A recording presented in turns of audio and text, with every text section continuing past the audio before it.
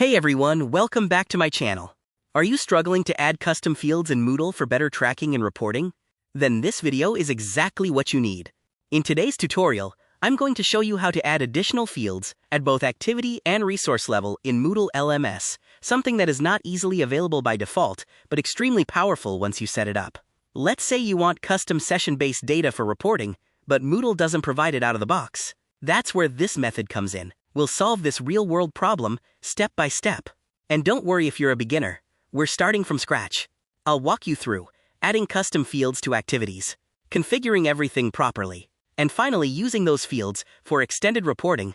By the end of this video, you'll be able to customize Moodle like a pro and build your own reporting system based on your exact requirements. So make sure you watch till the end. You don't want to miss this.